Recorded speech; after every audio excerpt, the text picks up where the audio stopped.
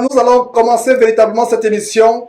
Donc, mes frères, le plan de résistance, la parole de Dieu, nous allons dans la parole de Dieu. On va partager ensemble ce plan de résistance. Par anticipation, je vous souhaite bon appétit sur la base de Matthieu chapitre 4, verset 4. Le Seigneur Jésus qui disait, l'homme ne vivra pas de pain seulement, mais l'homme devait aussi vivre de toute parole qui sort de la bouche de Dieu. Donc, 1 Thessaloniciens chapitre 4, sur votre écran, mes frères et sœurs, nous allons tous partager ensemble, lire ensemble, partager les exhortations qui sont contenues, exhortation à la charité, exhortation à la sainteté, à la charité, mes frères et sœurs. Donc, nous sommes au verset 1 qui dit ceci. Au reste, frères, nous avons commencé il y a plusieurs semaines, l'étude de Paul aux Thessaloniciens. Ça produit beaucoup d'émissions. On pourra vous mettre l'émission tous sur notre page www.jésus-christ1.tv. On pourra mettre toutes ces émissions. Donc, ça, c'est la partie d'émission qui conclut la première épître de Paul aux Thessaloniciens. Dans une émission à venir, nous allons continuer par la deuxième épître. Mais aujourd'hui, nous concluons la première épître par le chapitre 4, au verset 1 qui dit ceci. Lisons ensemble. Au reste, frères, puisque vous avez appris de nous comment vous devez vous conduire et plaire à Dieu, et c'est cela, est-ce que c'est là que vous faites, nous vous prions et nous vous conjurons au nom du Seigneur Jésus de marcher à cet égard de progrès en progrès. Je reviens encore sur le témoignage, la participation, la contribution de cette merveilleuse sœur du Gabon, l'un de mes multiples pays. Voilà. Notre vrai pays sur le ciel. Donc, le Gabon, l'un de mes multiples pays terrestres. Voilà. Au reste, frères, puisque vous avez appris de nous, voilà ce qu'on a appris des fondations de l'Église. Donc, Jésus-Christ est la pierre angulaire. L'apôtre Paul et les autres, c'est les fondations de cette Église. Voilà ce qu'on a appris d'eux. Qu'est-ce qu'on a appris d'eux? Comment vous devez conduire et plaire à Dieu. Nous n'avons pas appris de l'apôtre Paul comment être riche, comment être des rois, régner sur terre, avoir des avions privés, être des PDG, être des ministres des finances, du pétrole et autres. Au reste, puisque vous avez appris de nous comment vous devez vous conduire et plaire à Dieu, tout chrétien doit vivre pour plaire à Dieu. La raison pour laquelle nous vivons sur terre, c'est pour plaire à Dieu.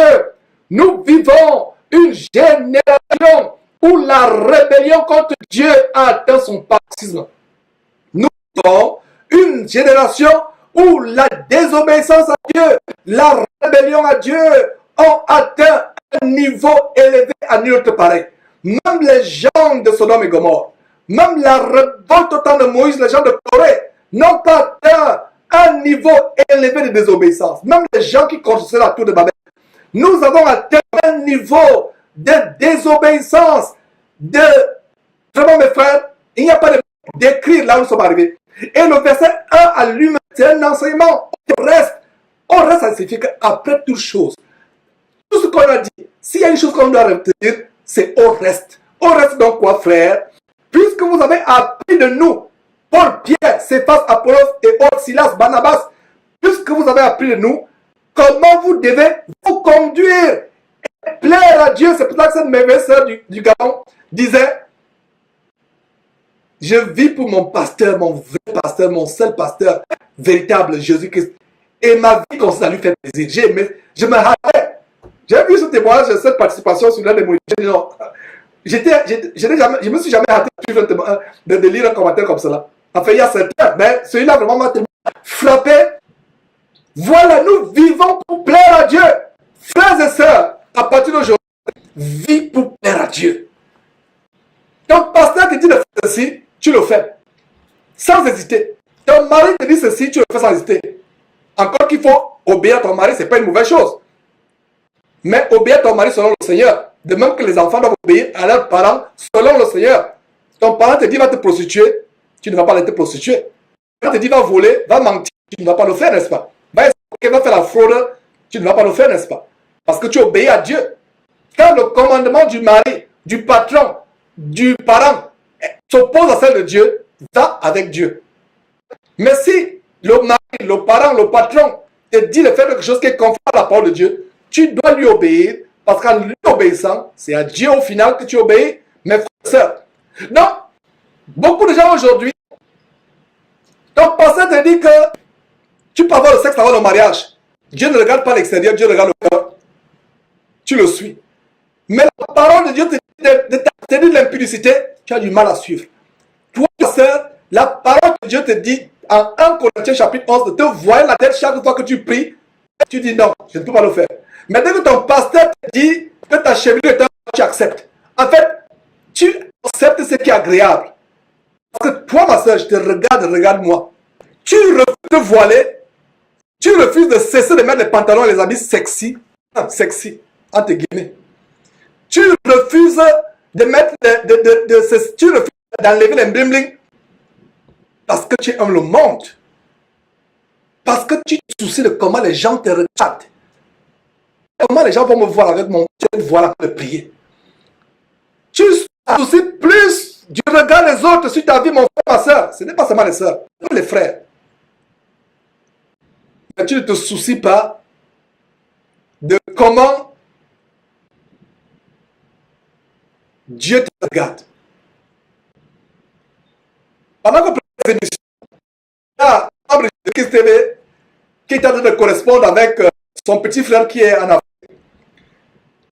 Son petit frère lui envoie, je ne sais pas où, une conversation qui parlait des pantalons déchirés. Alors, le membre de Jésus Christ lui dit, mais pourquoi tu portes les pantalons déchirés?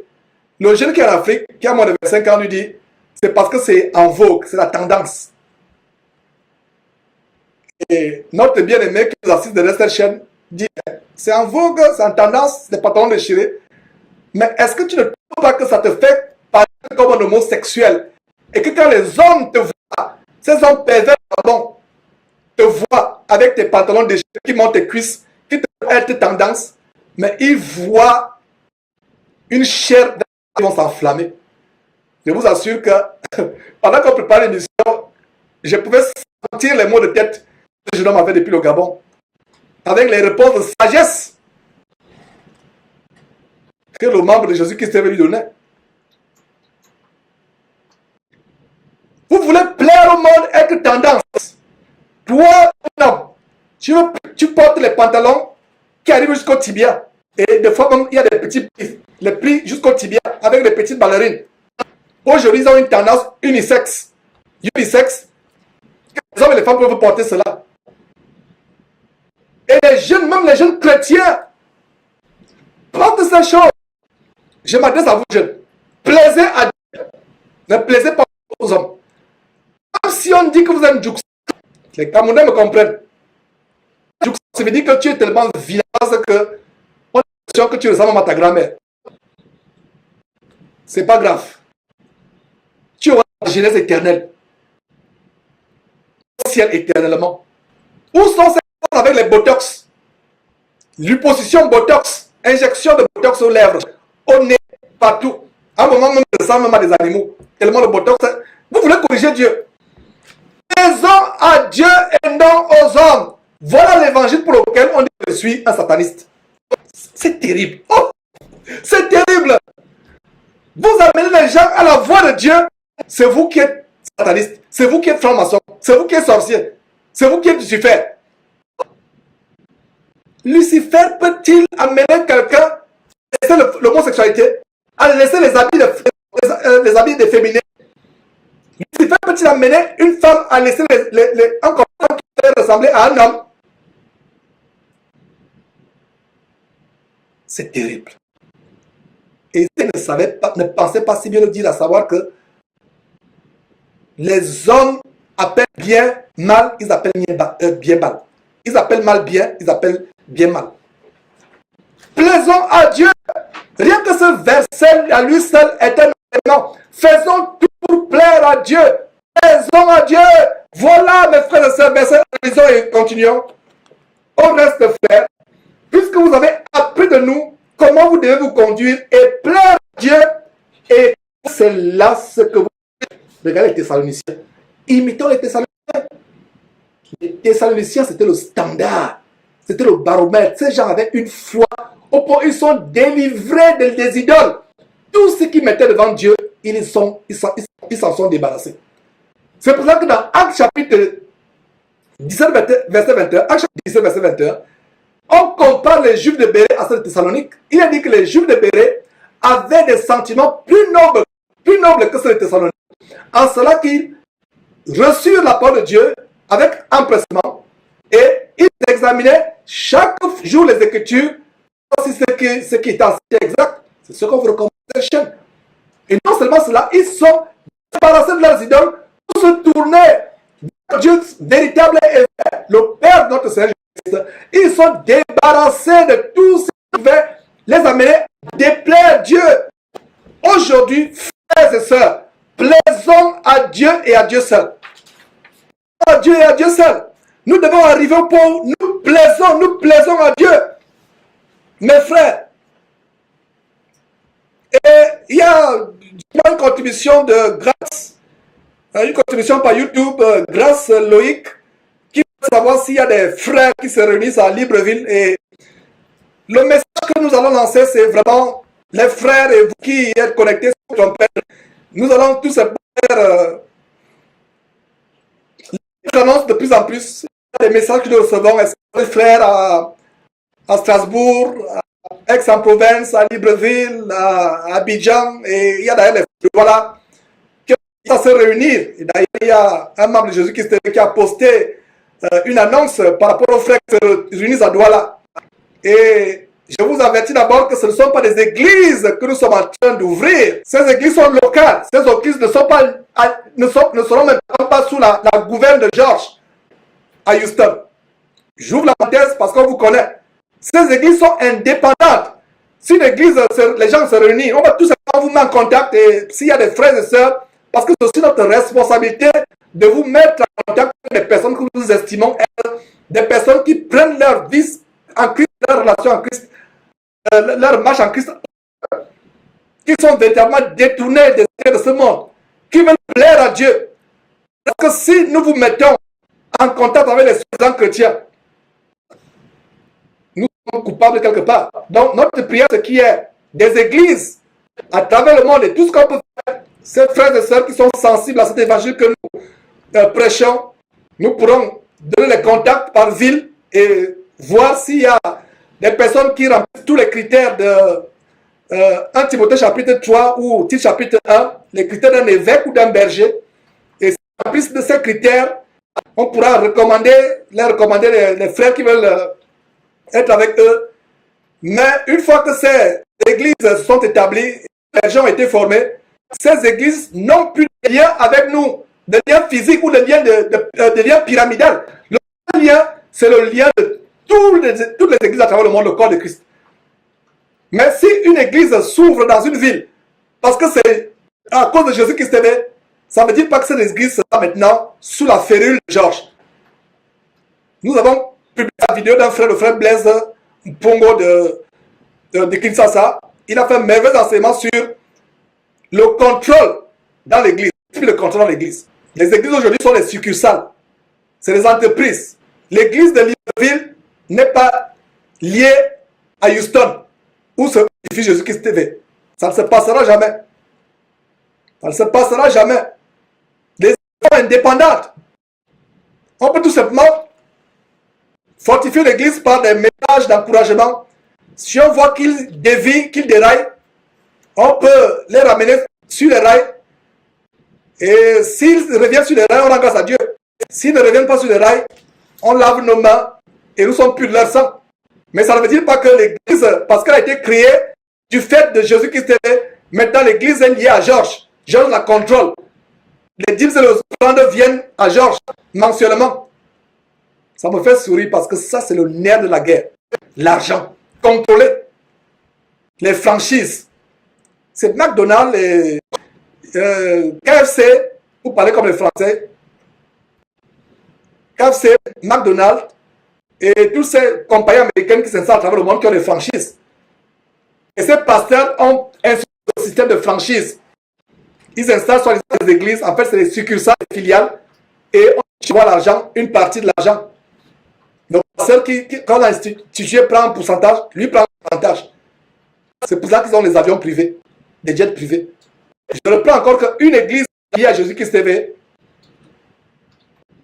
ça n'existera pas.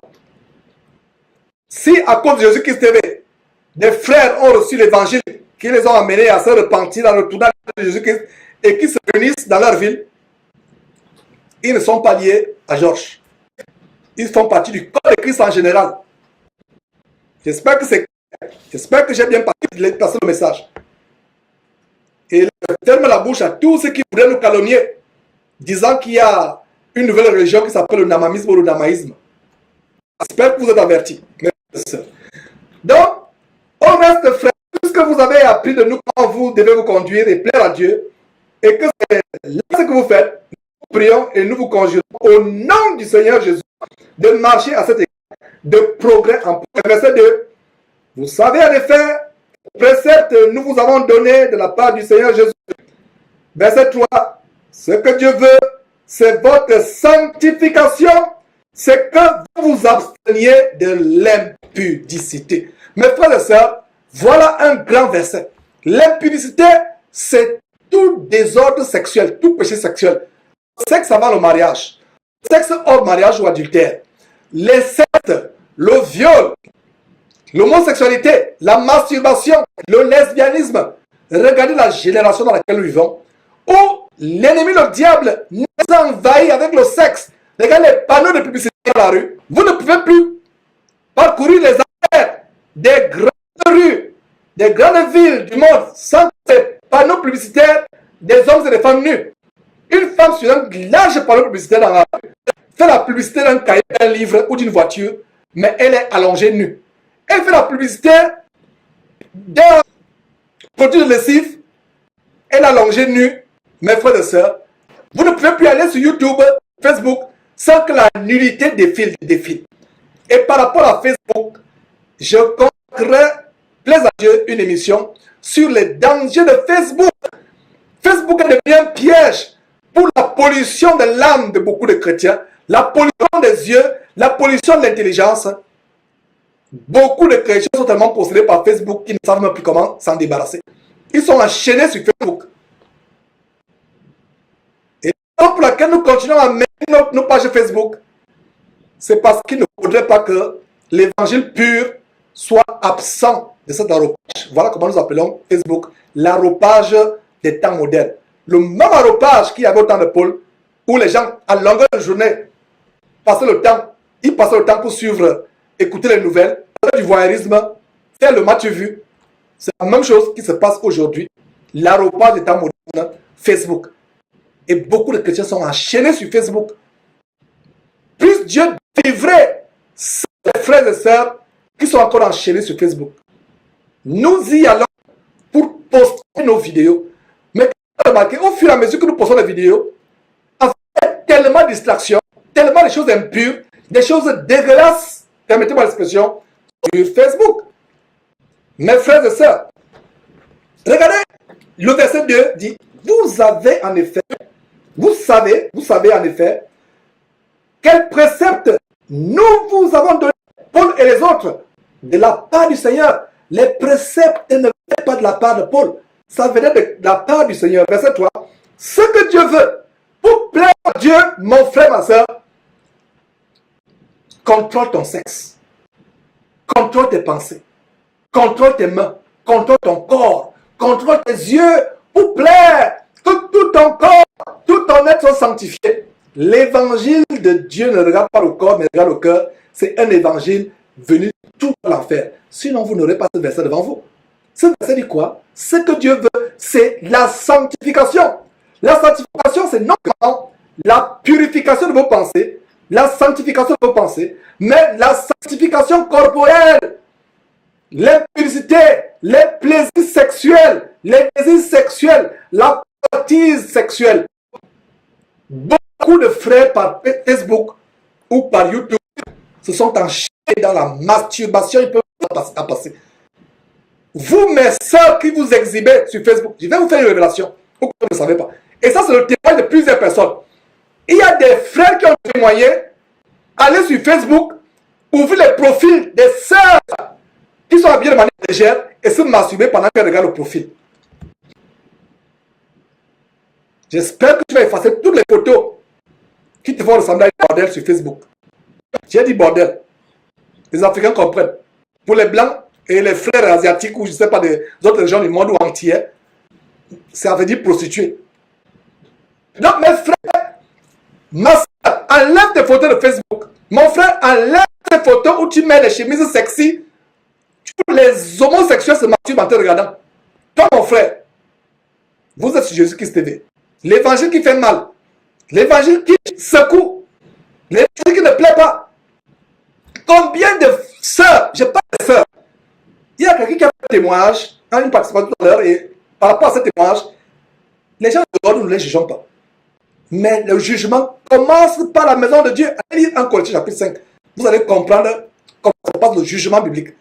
Donc, mon frère, toi, mon frère en Christ, toi qui exposes ta vie en extravagance sur Facebook, t'habillant avec des fringues tendances qui te font ressembler à un homme féminin, sans le savoir, des prostituées sont masturbées, des homosexuels sont masturbés en regardant tes photos. Soit disant ce que tu montres. Ces tibias que tu montres avec des pantalons que tu plies qui arrivent, les ourlets arrivent au tibia. Ces petites balles que tu mets parce que tu es tendance. Les homosexuels se sont masturbés avec ta photo. Mon frère, les homosexuels se sont masturbés avec ta photo. Ma soeur, avec tes habits de prostituée, de bordel que tu mets sur Facebook, des gens se sont masturbés en regardant tes photos sur Facebook. Ces lèvres que tu as déjà des lèvres prominentes. Il y a une chose qui m'obnubule. Je ne dis pas par là que ce sont les deux sœurs de race blanche qui doivent mettre maintenant le rouge à lèvres parce que les lèvres sont minces. Ne corrigez pas Dieu. Soyez naturel comme Dieu vous a créé. Mais ce qui me choque, ces femmes africaines qui ont des lèvres charnues mettent encore le rouge à lèvres. Vous comprenez là, je vais vous amener. C'est terrible. Tout simplement pour attirer. La Bible dit si un homme regarde une femme pour la convoiter dans son cœur, il a déjà commis l'adultère avec cette femme dans son cœur. L'adultère, selon la loi de Jésus-Christ, ne se résume plus à aller physiquement avec la femme de d'autrui pour avoir un rapport sexuel physiquement dans une chambre d'hôtel sur lui. C'est la loi des hommes et la loi de Moïse. Mais regardez comment la loi de Christ est plus élevée, plus draconienne que la loi de Moïse, que la loi de votre pays. La loi de Christ dit ceci: si un homme regarde seulement une femme et la convoite dans son cœur, il a déjà commis l'adultère avec elle dans son cœur. Qu'il la regarde dans la rue, qu'il la regarde sur YouTube, qu'il la regarde sur Facebook. C'est la raison pour laquelle efface ton profil, que ce soit sur Skype. Vous avez une poitrine prominente, vous voilà, vous mettez un corsage qui montre toute la grosse, la poitrine et vous mettez sur Facebook. Un frère qui est faible va se masturber en regardant votre photo. C'est un témoignage. On n'invente rien. Il y a un frère du côté des États-Unis qui m'a dit: frère, je ne sais pas comment. Tu m'as conseillé plusieurs fois, 2 fois, mais je retombe dans ce que j'ai fait. Et le frère lui-même a avoué que c'est la tentation d'aller encore sur YouTube, d'aller sur Facebook. Un vrai chrétien lui arrive au point où que vous allez sur Facebook, même si Rihanna se déshabille devant vous, c'est votre ceinture que vous allez prendre pour la poursuivre. Un véritable chrétien.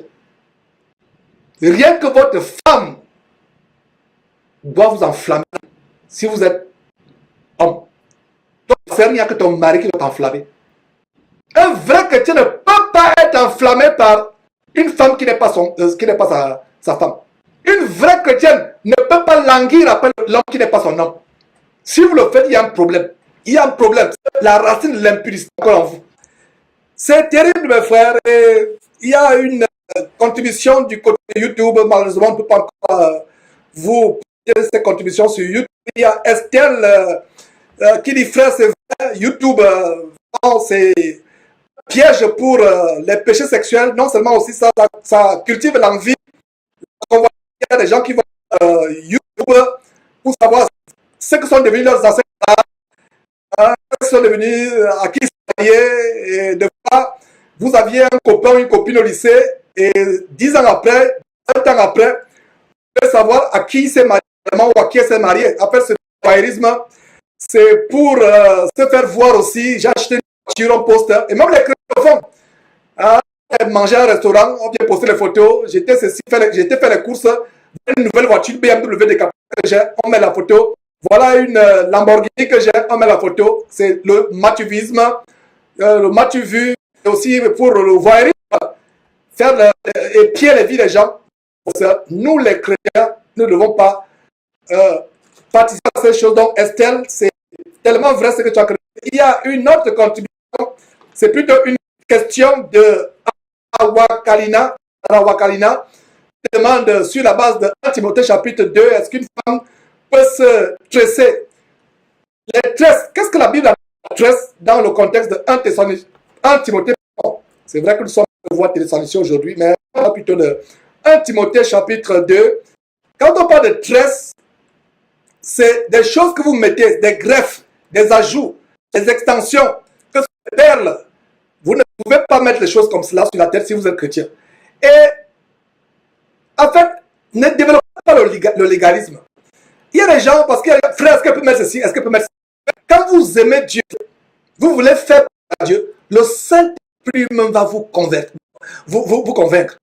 Parce qu'aujourd'hui, il ne faut pas que non, Jésus-Christ m'a dit ceci. Non, c'est un parti politique où il y a maintenant les lois. Chaque frère, chaque sœur doit arriver au point où il dit, j'aime le Seigneur, et comme j'aime le Seigneur, je veux tellement lui faire plaisir. Quand tu aimes le Seigneur au point où tu veux pour lui faire plaisir, le Saint-Esprit, des moments où toi, ma sœur, tu mets la robe matin, même s'il n'y a rien, apparemment rien que tu les yeux Chanel avec ces robes, le Saint-Esprit va te montrer le défaut de ces robes et tu ne la mettras plus jamais. Il amène même des parfums, des bijoux. La conviction du Saint-Esprit, quand vous faites plaisir à Dieu, parce qu'il ne faut pas qu'on développe des lois, ne fais pas ceci, ne plains pas ceci. Non, c'est le légalisme. Nous ne voulons pas des chrétiens légalistes. Nous voulons des chrétiens qui obéissent à Dieu parce qu'ils aiment Dieu. Il y a des chrétiens qui sont à Christ, ils ont peur d'enfer. Par conséquent, si l'enfer un jour, si Dieu, ça pourra, c'est une hypothèse d'école, si Dieu un jour, de son autorité décréter l'enfer, le même jour qu'il y a ces décrets, je vous assure que les gens vont bondir sur leurs voisins qui convoitaient depuis des années. Ils vont recruter en hâte ce les choses qu'ils ne pouvaient plus faire à cause du fait que l'enfer, entre guillemets, n'existe plus. Hypothèse. Nous, véritables chrétiens, si l'enfer existe ou n'existe pas, si Dieu interdit l'impudicité, la fornication, l'homosexualité, la masturbation, le sexe avant le mariage ou hors mariage, nous ne le faisons pas parce qu'il y a l'enfer. Nous faisons cela parce qu'on veut obéir à Dieu. On a l'amour pour l'époux de Christ, qui est Jésus-Christ. Regardez les fiancés. Quand l'épouse marie son mari, elle a de l'amour pour ce mari. Qu'est-ce qu'elle ne fera pas? Est-ce qu'elle l'aime? Est-ce qu'elle elle est attachée? Est-ce qu'elle obéit, soumise à son mari? Parce que le mariage, tu as un revolver sur le thé d'oreiller? Non. Parce que le jour où il n'y a plus ce revolver sur l'oreiller, elle va fuir. À Christ, à cause de l'amour qu'on a pour lui. Donc, continuons, mes frères et sœurs. Et dans le verset 3 dit, si Dieu veut, c'est votre sanctification, c'est que vous vous absteniez de l'impudicité. C'est que chacun de vous sache posséder son corps dans la sainteté et l'honnêteté, sans vous livrer à une convoitise passionnée, sans vous livrer à une convoitise passionnée, comme les païens qui ne connaissent pas Dieu. Alors, qui ne connaissent pas Dieu. On fait une parenthèse, mes frères et sœurs, sur le dépouillement. Comment on doit se dépouiller? Comme le rein animal. Après, mes frères et sœurs, un frère a partagé, il y a quelques semaines, un des bergers de notre église de maison, ici, a enseigné, et il a parlé d'une vidéo où, un documentaire, une vidéo où un crabe, la muette d'un crabe, un crabe se débarrasse de la vieille carapace pour revêtir une nouvelle carapace. Ça m'a fait réfléchir, cette image-là m'a fait réfléchir au point où j'ai fait des recherches. On ne nous a pas dit où il a vu sa vidéo, où il nous a pas envoyé le lien. J'ai fait des recherches. Ce que j'ai trouvé m'a surpris. Comment même le règne animal, même la créature nous enseigne la parole de Dieu. La créature elle-même nous enseigne la parole de Dieu. Nous devons nous dépouiller et on va voir l'exemple des animaux qui se dépouillent de leur vieille nature pour revêtir un nouveau corps. Mes frères et sœurs, il y a dans cette vidéo, on a cherché, il y a une vidéo qu'on a trouvée, la vidéo d'un crabe. Et mes frères, on va commencer par là. Ce crabe qui, par mes frères, une transformation, se débarrasse de sa carapace pour revêtir une nouvelle carapace. C'est une leçon. La nature elle-même nous enseigne. Voilà ce qui se passe. Comment un crabe, comme vous voyez sur votre écran, c'est terrible. Un crabe, comme vous allez voir, se débarrasse. C'est la première fois que je ne savais pas que le crabe se débarrassait de sa vieille nature pour revêtir une nouvelle peau, une nouvelle carapace. Voilà le monde animal, le règne animal qui nous montre la parole de Dieu. Se dépouiller de la vieille nature. Regardez bien ce qui se passe comme je suis en train de vous partager ces choses. Le crabe dépouille de sa vraie carapace qui est morte. Et la cela, le vieux homme qui est mort. Maintenant, l'homme nouveau, regarde le crabe, un nouveau crabe neuf, tout jeune, qui sort de la carapace et est immobile. Voilà, mes frères et sœurs, ce qui se passe. Voilà sur votre écran, mes frères et sœurs, comment la nature nous enseigne la parole de Dieu. Il y a des chrétiens qui sont chrétiens parce qu'ils se baladent avec une Bible dimanche dans leur soi-disant église, qui ne sont que les consentants de concentration. Même façon de penser, même façon d'agir, même façon de s'habiller, même plaider. Mes frères et sœurs, et comme dit un prédicateur du côté des États-Unis, je ne sais pas si c'est Paul Washer, il disait aussi, beaucoup de chrétiens sont à Christ, mais ils ne changent pas. Et qu'est-ce qu'il prenait comme exemple? Imaginez-vous que vous vous présentez devant votre ami, vous lui dites un camion ou un train est passé sur moi. Il va secouer la tête, il va vous regarder, il va dire, mais vous êtes devenu fou. Parce qu'un camion passe sur vous, vous êtes déchiqueté. Mais vous venez dire à quelqu'un que non, à votre famille ou à votre époux, un camion vient de m'écraser. Un train vient de me percuter. Quand on rencontre Jésus-Christ, ça fait l'effet 1 milliard de milliards de train qui vous percute. Quand Jésus qui vous rencontre, vous êtes transformé exactement comme ça. Ce n'est pas la vieille nature, ce n'est pas l'ancien homme qui continue. Vous êtes une nouvelle créature, renouvelée, changée. J'ai toujours dit ceci, mon frère. Si tu deviens chrétien, ton conjoint qui n'était pas chrétien, ton mari ou ta femme n'est pas choqué, tes collègues de travail ne sont pas choqués, ton entourage n'est pas choqué, il y a un problème. Il y a un problème. De réfléchir, de parler. Tu étais peut-être un homme violent comme l'apôtre Paul. Tu étais un homme ivrogne, saoulé. Tu étais une femme peut-être bordel comme on dit en Afrique ou prostituée. Tu étais un homosexuel. Tu t'habillais comme une femme. Tu t'habillais comme un homme si tu es une femme. Tu faisais les mauvaises choses. Tu passais la nuit dans les bois de nuit. Quand Christ vient en toi, c'est nouveau. Et nous allons partager très rapidement pendant que nous voyons comment le règne animal nous montre la transformation. Mes frères et sœurs, ayons ce que c'est votre écran, c'est Romains chapitre 12, verset quoi? Ne vous conformez pas sur le présent, mais soyez transformés. Et voilà le processus de transformation qu'on va voir. Soyez transformés par le renouvellement de l'intelligence, afin que vous discerniez quelle est la volonté de Dieu, ce qui est agréable, agréable et parfait. Voilà, mes frères et sœurs. Nous devons arriver au point où, regardez la métamorphose. Cet insecte qui se débarrasse de l'ancienne nature et qui revêt l'homme nouveau. Notez ce verset, mes frères et sœurs. Romains chapitre 12, verset 2. Ne vous conformez pas selon le siècle présent, mais transformez, du mot grec, métamorphéo, la métamorphose. L'homme nouveau, un nouveau secte, tout neuf. La vieille carapace est laissée. Mais nous, chrétiens, nous voulons continuer à trimballer notre vieille carapace. Nous ne sommes pas morts. Le vieil homme n'est pas mort. Romains chapitre 2. Ne vous conformez pas selon le siècle présent, mais soyez transformés par le renouvellement de l'intelligence afin que vous discerniez la volonté de Dieu est bon, agréable et parfait. Romains chapitre 6, verset 4. Notez ce verset. Romains chapitre 6, verset 4.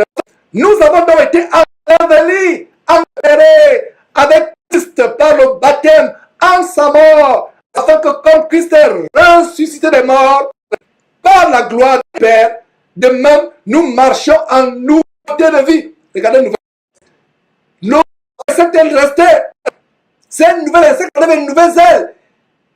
Plus jeune, plus fraîchi, plus agile. Voilà ce qui arrive quand on se convertit en Christ Jésus. La conversion en Christ Jésus est 1 milliard de milliards de milliards plus grande que l'effet d'un train qui est passé sur vous, d'un camion qui est passé sur vous. Les gens sont stupéfaits. Mais c'est la même nature, le même voleur, la même prostituée, le même menteur, le même fraudeur, le même ivrogne, le même adultéreur, le même incestueux, le même fornicateur. Et vous dites que vous êtes transformés. Romains chapitre 6, verset 4 dit quoi? Nous avons été ensevelis.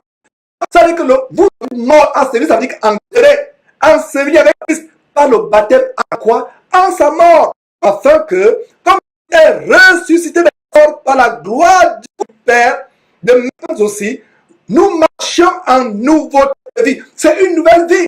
Vous êtes une nouvelle créature avec un nouveau corps, avec une nouvelle façon de penser. Et quand nous parlons de ces choses, en fait, comprenez que c'est spirituel. Vous ne volez plus, vous ne mentez plus, vous ne convoitez plus les biens, vous ne recherchez plus les choses que vous recherchez, la prospérité, la gloire, etc. Que vous soyez riche, que vous ne soyez pas, ce n'est pas votre problème. Vous vous concentrez à regarder les choses du ciel.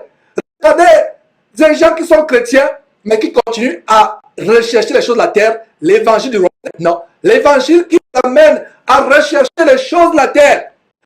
Les choses de la terre. Romains chapitre 6, verset 4. Je relis. Nous avons été ensevelis avec lui. Nous sommes en Christ par le baptême en sa mort, afin que comme Christ est ressuscité des morts, par la gloire du Père, Dieu son Père, de même nous aussi, nous marchions en nouveauté de vie.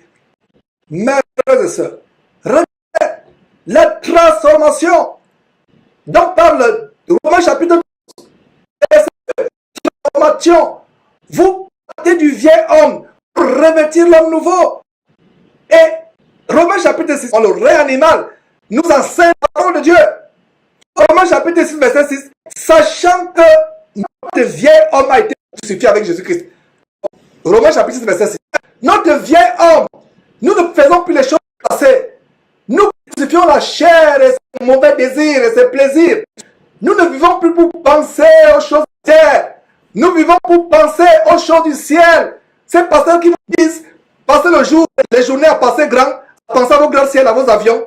Moi, je vous dis, et nouvelle créature, vous dépouillez du vieil homme. Regardez, Romains chapitre 6, verset 6. Sachant que notre vieil homme a été crucifié avec lui. Regardez le vieil homme, regardez ce Christ qui se débarrasse du vieil homme.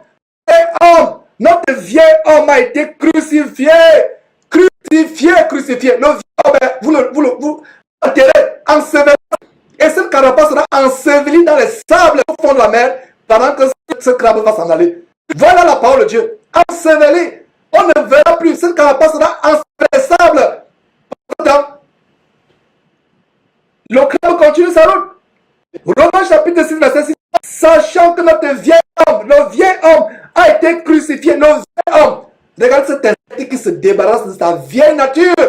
L'homme nouveau sort. Le vieil homme a été crucifié avec lui, afin que le corps fût détruit, pour que nous soyons plus esclaves du péché. Mon frère, ma soeur, cet esclave de la masturbation avec les couples de tes soi-disant amis sur Facebook. c'est de se masturber. Tu n'es plus esclave du péché en te masturbant, en allant faire la pornographie, en suivant la pornographie. C'est l'esclave du péché. Suis l'exemple de cet insecte. Et ça me rappelle l'émission sur Jonas. Dans le livre de Jonas, de toutes les créatures qui interviennent dans cette histoire merveilleuse, est la seule créature qui a désobéi. Pourquoi je ne suis pas né comme cet insecte-là? Pourquoi je ne suis plutôt pas né étant un ver de terre? Dieu dit à un ver de terre, à un ver de piquer l'arbre. Dans le livre de Jonas, qui a Jonas du soleil, le ver obéit. Il dit au ver de ronger et qui se met en se prenant pour Dieu, en se faisant idolâtrer par l'homme. Le ver obéit. Dieu Jésus-Christ l'ordre à la mer de se calmer, la mer obéit. Il donne l'appel de se calmer, la tempête se calme. Dieu dit, donne les ordres à l'oiseau d'apporter du pain et de la viande. À Élie, l'oiseau obéit. Le soleil s'arrêtait, le soleil s'arrête. Dieu dit au poisson d'avaler Jonas, le poisson obéit. Dieu dit au poisson de vomir le poisson obéit. Mais Dieu dit cessez le sexe avant le mariage. Il dit non, vous êtes vieux. On évolue. Même Dieu évolue avec notre temps. C'est Dieu qui doit s'adapter à notre temps. On dit que la femme ne doit pas prier sans se voir la tête. Que l'évangile de Jésus qui est gratuit, on ne l'avance pas. On commence à réfléchir. Mais mes sœurs, voilà la vérité. Je vous dis, jeune homme, pas de mariage, ne passe pas le ton temps de joie dans les boîtes de nuit. Tu commences à raisonner. Ce qu'il faut faire, vous êtes trop vieux jeu. Vous êtes trop sérieux. Il y a des gens appelés Jésus-Christ TV. Jésus triste TV. Attendez voir la joie à l'enfant. Que celui qui a les oreilles. 2 Corinthiens chapitre 5, verset 17. Si quelqu'un est en il est une nouvelle créature. Oh mes frères. 2 Corinthiens chapitre 5, verset 17. Si quelqu'un est en Christ, il est une nouvelle créature. L'insecte est une nouvelle créature que vous êtes en train de voir. Une nouvelle créature. 2 Corinthiens 5, 17. Si quelqu'un est en Christ, il est une nouvelle créature. Les choses anciennes sont passées. Voici, toutes choses sont devenues nouvelles. Si vous devenez chrétien, votre entourage ne se pas scandalisé, vous n'êtes pas chrétien. Continuez à remplir vos salles de joie, que vous appelez l'église, où les gens dansent des carnavals. On dit, on se croira à Venise ou à Rio de Janeiro. Mais c'est une église incroyable. On se croirait à l'inauguration du tunnel Saint-Gaudin. On a encore suivre les extraits qu'on a montrés sur ICC, Impact, conférence Impact diabolique en passant, 2016. Si quelqu'un est en Christ, il est une nouvelle créature. Les choses anciennes sont passées. Voici, toutes choses sont devenues nouvelles. Toutes choses sont devenues nouvelles. Colossiens chapitre 2, 11. Et c'est en lui, c'est-à-dire qu'en Christ Jésus, vous avez été circoncis d'une circoncision que la main n'a pas faite, mais de la circoncision de Christ qui consiste dans le dépouillement du corps de la chair. Voilà un exemple de dépouillement sur votre écran. Là, le réanimateur nous enseigne le dépouillement, la sanctification, la transformation. Comment être une nouvelle créature? Le dépouillement du corps de la chair. Dépouillons-nous des œuvres de la chair. C'est le titre de cette émission. Revêtons l'homme nouveau. Débarrassons-nous du vieil homme. Le vieil homme, la vieille carapace, la vieille nature pécheresse. Revêtons l'homme nouveau. Les choses passées sont passées. Les envies, les jalousies, les calomnies, les passions de la chair, les mauvais désirs. Tout ça est passé pour devenir nouveau. Colossiens chapitre 2, verset 11. Notez tous ces versets. Colossiens chapitre 3, verset 10. Et ayant revêtu l'homme nouveau, qui sera nouvelle dans la connaissance, selon l'image de celui qui l'a créé. Qui nous a créé? Dieu nous a créé. Regardez comment Dieu utilise la créature pour montrer un exemple de renouvellement. Colossiens 3. Et ayant revêtu l'homme nouveau sort du vieil homme. Vous vous débarrassez du vieil homme. L'homme nouveau se renouvelle dans la connaissance selon l'image de celui qui nous a créé. Qui nous a créé?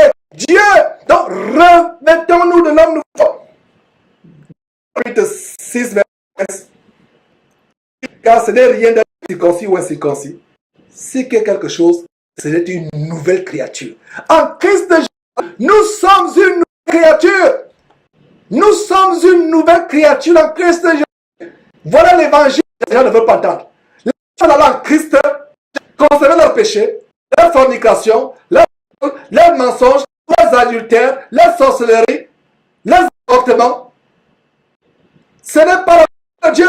La Bible dit dans Galates chapitre 6, verset 15, pas car il n'est que d'être circoncis, ce qui est quelque chose, d'être une nouvelle créature, être une nouvelle créature.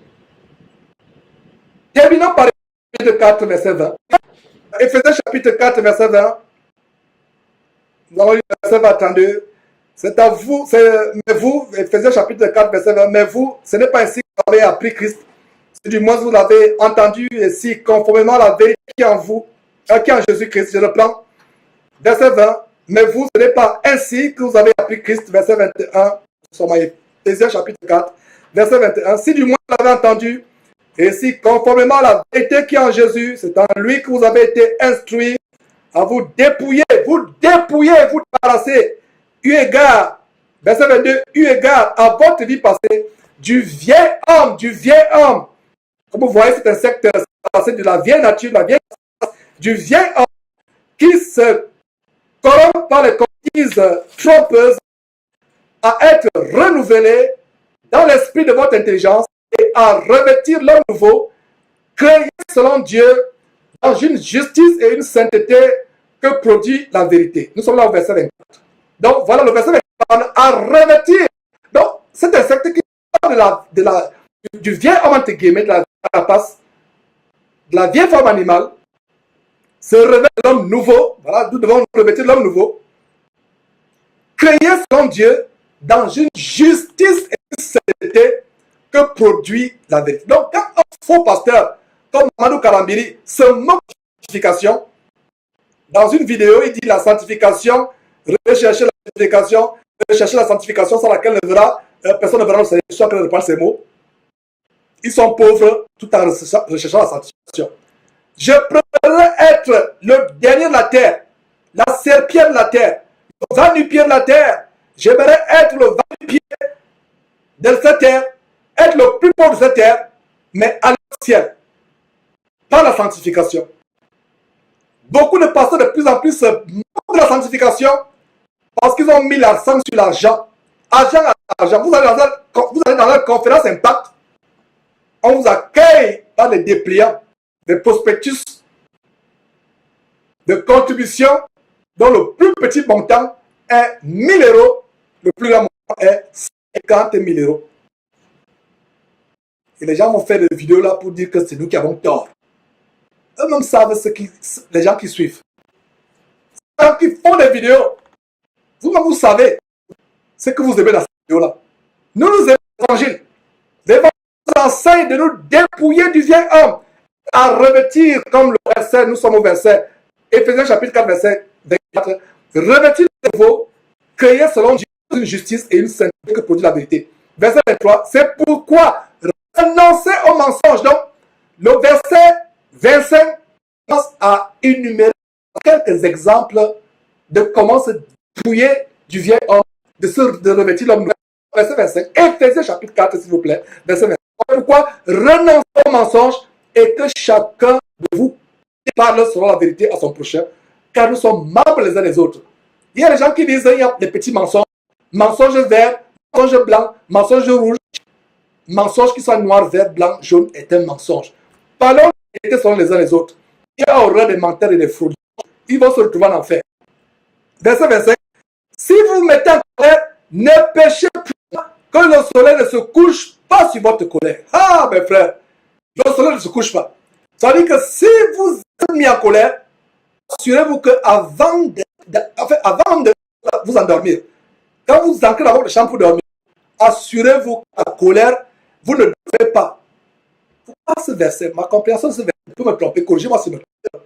Ma compréhension, c'est que dans le sommeil, dans le sommeil, la trompette peut repartir. Non.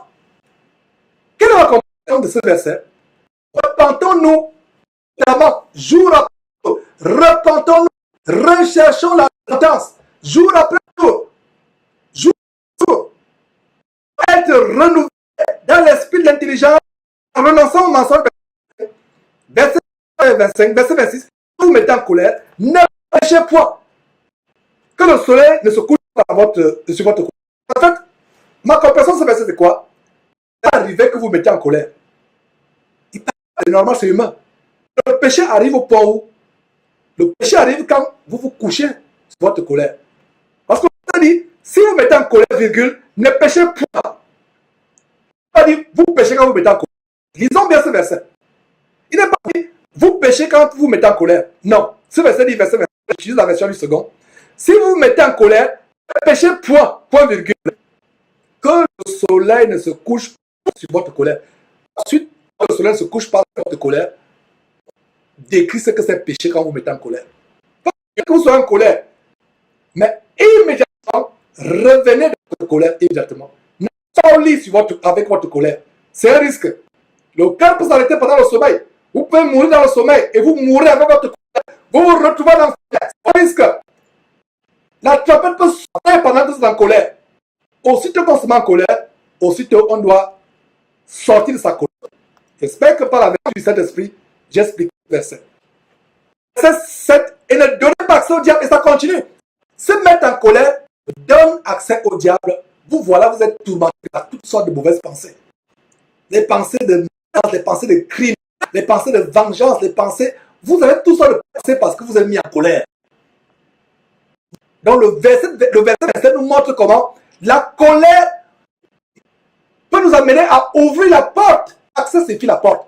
Ne donnez pas accès au diable, ça veut dire que n'ouvrez pas la porte au diable. Et un des moyens par lesquels nous ouvrons la porte au diable ou donnons l'accès au diable, c'est par la colère. Non, ça va d'autres péchés, mais ici, c'est la colère. Quand vous êtes en colère, vous avez ouvert votre porte et vous avez dit, le diable vient, tu peux entrer, il va entrer. La nuit, vous avez dormi votre colère, c'est la nuit où vous avez tous les cauchemars du monde. J'ai expérimenté ça par le passé. Vous allez supporter la colère dans le cœur. C'est là où vous avez toutes sortes de cauchemars. Vous vous retrouvez bagarre avec les créatures monstrueuses dans le rêve. Vous voyez des choses noires toute la nuit. C'est la colère. La Bible dit, si tu pêches, tu te mets en colère, tu n'as pas péché. Mais tu pêches quand tu laisses subsister la colère au point d'aller dormir, te coucher avec cette colère. Et verset 27, tu donnes accès au diable. Le verset 28, l'un des caractères d'un chrétien qui continue à garder le vieil en lui, verset 28, que celui qui dérobait ne dérobe plus, mais plutôt qu'il travaille en faisant de ses mains ce qui est bien pour avoir de quoi donner à celui qui est dans le besoin. Voler, dérober, c'est il y a plusieurs manières de dérober le vol. Même dans les entreprises dans lesquelles on travaillait, celui qui travaillait, les gens continuent à voler voilà ce qui ne leur appartient pas. Voler sur les heures de travail, voler le nombre d'heures que vous faites payer alors que vous avez travaillé, vous allez reporter, vous avez travaillé 40 heures. Les 5 heures d'en gros, c'est le vol. Abuser des objets d'entreprise. Si vous ne pouvez pas faire une photocopie devant votre supérieur hiérarchique, ne le faites pas. Il n'est pas là. Si vous ne pouvez pas faire une copie de 2 pages à titre personnel devant votre collègue, ou votre patron, surtout votre patron, vous attendez qu'il ne soit pas là, c'est un vol. Mais si vous faites 2 copies personnelles de votre patron, c'est acceptable dans l'entreprise qui tolère cela. Mais vous voilà, vous avez un livre, soit-disant votre pasteur, qui a écrit un peu de stock, voilà, vous voilà maintenant, à la pause de midi ou le soir, tout le monde, vous restez, photocopier 400 pages. 2 rangs de papier, l'encre, le courant de l'entreprise vole. C'est le vol. Il y a une entreprise dans laquelle je travaille, il y a deux fois, j'allais demander à ma ou à mon superviseur, est-ce que vous trouvez d'inconvénients, d'urgence, voilà, il y a un qui va envoyer rapidement à titre personnel ou familial, est-ce que vous avez un inconvénient? Non, allez-y, ça c'est bon. Mais il y a aussi avant, je ne connais je vous enseigne, j'ai abusé des compagnies. Mes frères et sœurs, j'ai abusé. C'est quoi? C'est le vol. Je l'ai fait. Je ne suis pas là pour dire que pour vous, détendez-vous. Georges l'a fait. Et je m'en suis repenti. C'est pas. Il y a plusieurs sortes de vols. Il y a la Bible qui dit voler son père. Celui qui vole son père et sa mère et qui dit c'est pas un péché est le commandement du destructeur. Il y a des gens qui disent c'est mon père. Comme je témoignais, j'aimais tellement bien m'habiller en costume, cravate, etc. Et comme mon père était un gars, comme on disait dans le monde, à son insu, je vole la clé, j'ouvre le placard, je reste pour aller jouer les beaux et les charbons dans les boîtes de nuit, draguer toutes les filles. Et voilà, ça termine par la prostitution. Je volais. Prendre l'argent, ouvrir votre feuille de votre père, votre mère, prendre l'argent à son insu. Le vol. Alors, le vol est caractéristique de la vie. Il y a tellement d'exemples. Et d'ailleurs, il y a des enseignements et des enseignements sur Jésus-Christ TV, notre chaîne qui vous montre des exemples du vieil homme. L'ivrognerie. Vous droguiez avant d'être chrétien. La cigarette ou la marijuana. Étant chrétien, vous continuez à fumer. Il n'y a pas eu de changement. Vous continuez à vous saouler la gueule. Comme on dit dans le monde. C'est toujours le vieil homme qui est là. Quand on est en Christ, on est une nouvelle créature. Le verset 28 dit donc, et le verset 28, que celui qui dérobait ne dérobe plus, mais plutôt qu'il travaille en faisant de ses mains ce qui est bien pour avoir de quoi donner à celui qui est dans le besoin. Verset 29, qui ne sort de votre bouche aucune parole mauvaise, s'il y a lieu, quelques bonnes paroles qui servent à l'édification et communiquent grâce à ceux qui l'entendent. Voilà, mes frères, un exemple de comment revêtir l'homme nouveau, se débarrasser de la nouvelle. Il y a des chrétiens qui deviennent chrétiens, mais les plaisanteries et les blagues. Or, la parole de Dieu interdit les plaisanteries et les blagues. On dit, oh, c'était pour blaguer. Vous n'avez pas à blaguer. Les plaisanteries, les obscénités sortent de la bouche.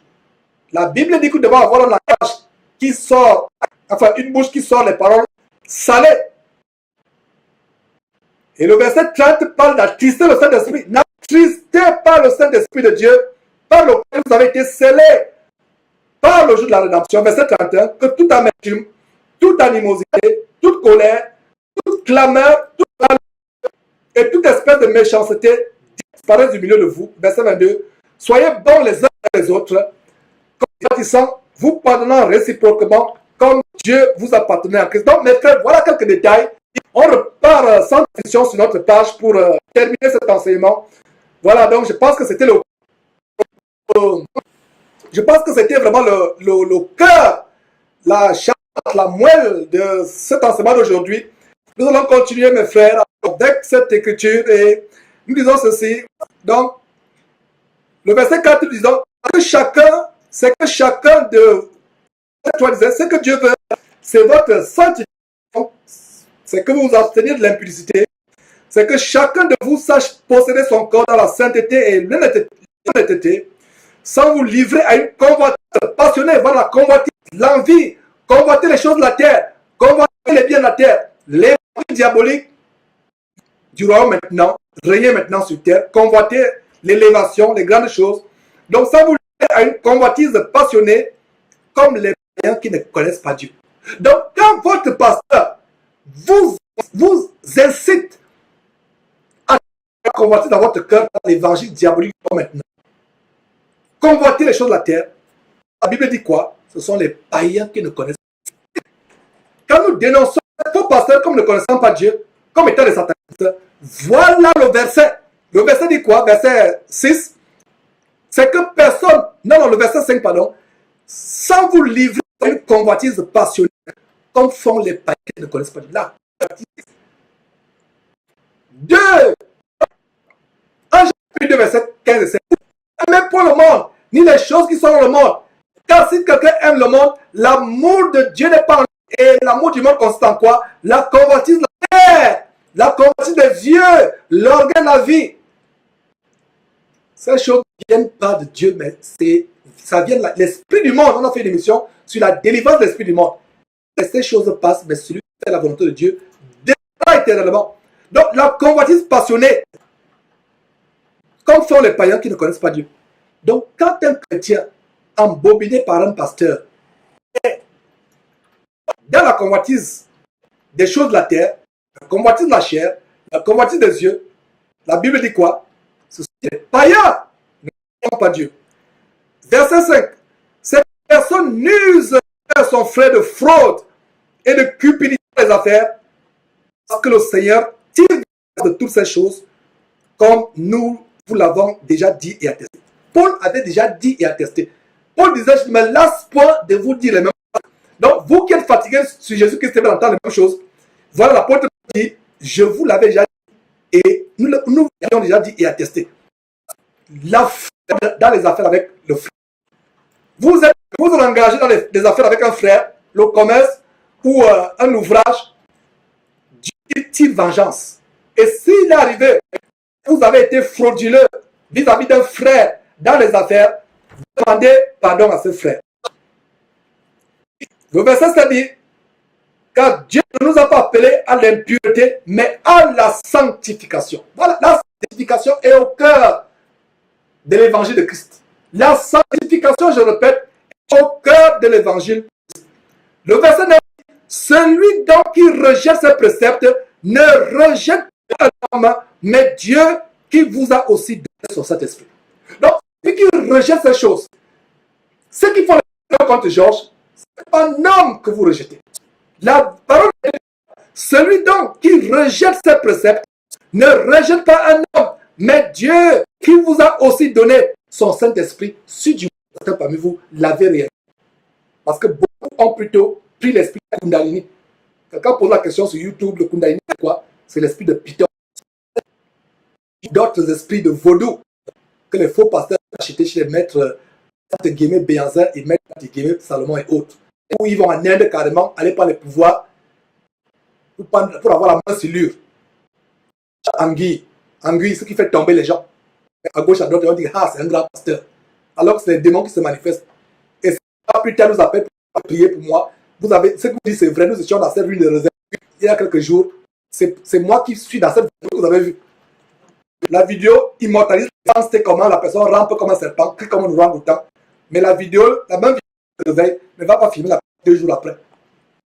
Mais ces gens qui ont filmé sans qu'il y ait des manifestations démoniaques s'empressent de poster ça sur YouTube, mais ils ne vont pas 2 jours après poster comment la personne s'est empirée, même comment la personne est même morte après. Oui, effectivement, il y a des gens qui sont morts 2 jours après les séances de délivrance. Par la grâce de Dieu, nous allons donner de telles choses à venir. Mais ceux qui postent ces vidéos ne savent pas que les gens, ils ont imposé les mains. D'abord, ils savent même. Certains pasteurs savent qu'ils font les sacrifices. Quand ils vont vous imposer les mains là, c'est un sacrifice. L'esprit avec lequel il a fait le contrat pour s'enrichir, quand vous, à 2 jours plus tard, incendiez-vous. Il y a tellement de témoignages à fois de ça.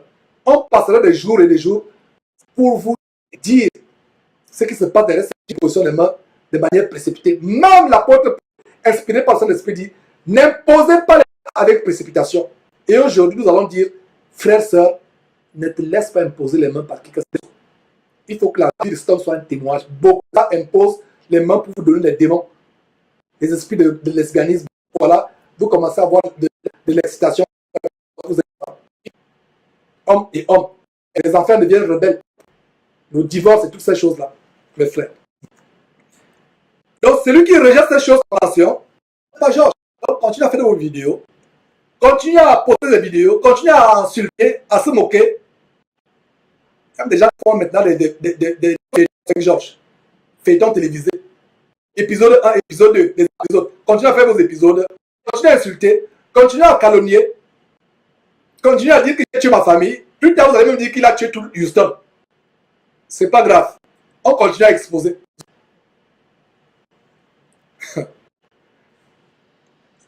Les gens ne nous aiment pas. C'est normal. Donc, celui qui rejette ses préceptes, ses commandements, ne rejette pas un homme, mais Dieu. Prenez à partir d'aujourd'hui que c'est Dieu que vous rejetez. Ce n'est pas Jésus que vous rejetez. C'est Dieu que vous rejetez. Et quand vous rejetez Dieu, vous-même, vous savez comment? Terminez vous-même. verset 9. Pour ce qui est de l'amour fraternel, vous n'avez pas besoin qu'on vous en écrive, car vous avez vous-même appris de Dieu à vous aimer les uns les autres. Et c'est aussi ce que vous faites faire tous les frères dans la Macédoine entière.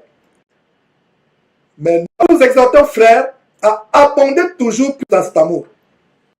Le Seigneur Jésus disait, c'est par l'amour que vous aurez les uns envers les autres qu'on reconnaîtra que vous êtes véritablement mes serviteurs. Ces églises ont mis l'accent sur l'argent du 1er au 31. Tout l'argent va dans les poches de maman pasteur et de la première dame.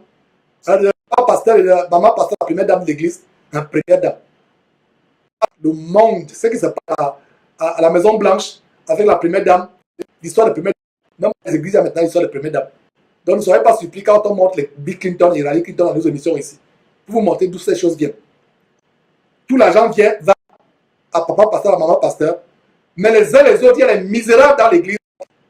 À partir d'aujourd'hui, mon frère, ma soeur, si tu veux servir le Seigneur avec tes biens matériels, commence à les donner, non pas au pasteur qui va construire ce temple gigantesque pour se faire voir sur tes maigres revenus, mais continue à partager ton salaire d'abondance avec les pauvres qui sont autour de toi, que ce soit à l'intérieur de l'église ou à l'extérieur de l'église, mais commençons à l'intérieur de l'église.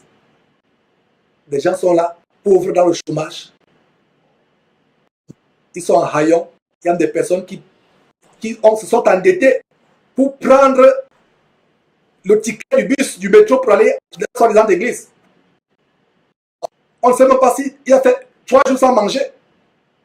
Mais tout l'argent, à l'encontre, vous demande 1 000 $, 1 000 €, au moins 50 000 € au plus. Et ce montant, en loisir, vous-même, ça fait qu'au-delà de 100 €, mais il y a des misérables à ces assemblées. Il y a des pauvres. Il y a des gens qui vous tentent. Ça me fait mal quand je dis des choses, mes frères et sœurs. Ça me fait mal. Mais nous vous exhortons, frères, à apporter toujours plus dans cet amour, à mettre votre honneur à vivre tranquille, à vous occuper de vos propres affaires et à travailler de vos mains. Voilà, travailler de vos mains. Donc, le pasteur n'est pas exclu. Le pasteur lui-même doit travailler. On a l'exemple de Paul qui travaillait avec Aquilas et Priscille. De travailler de vos propres mains, comme nous vous l'avons recommandé, en sorte que vous vous conduisiez honnêtement envers ceux du dehors. Ceux du dehors, c'est les non-chrétiens.